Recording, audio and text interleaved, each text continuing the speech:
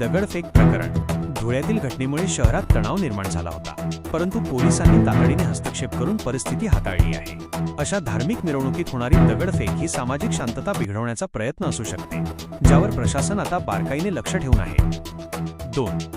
नागपूर ग्रामीण मकोका MCOK कारवाई. एका माजी नगरसेवकावर मकोका लावणे ही साधी गोष्ट नाही.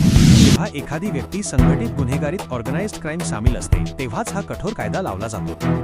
नागपूर ग्रामीण पोलिसांची ही क्लीनअप मोहीम गुन्हेगारांमध्ये दहशत निर्माण करणारी ठरेल.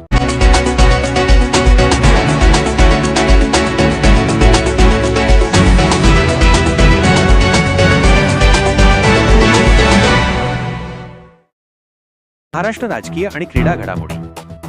नगरपालिका निवडणूक वाद. महाराष्ट्रात नगरपालिका निवडणुकीतील वाद जोरावर आहे. विधानसभा अध्यक्ष राहुल नार्वेकर यांच्यावर विरोधकांनी असा आरोप केला आहे की त्यांनी या प्रक्रियेत पक्षीय हस्तक्षेप केला आहे. रोहित पवारांना धक्का. क्रिकेट संघटनेच्या अपेक्स काउन्सिल निवडणुकीवर उच्च न्यायालयाने HC बंदी घातली आहे. आमदार रोहित पवार यांच्यासाठी हा मोठा राजकीय आणि प्रशासकीय धक्का मानला जात आहे. अजित पवारांची प्रतिक्रिया.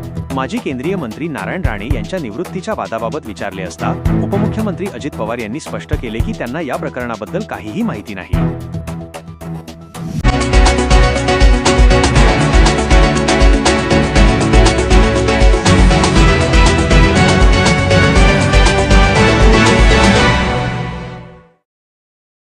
विधानसभा निवडणूक तयारी. शिवसेना UBT आणि काँग्रेस.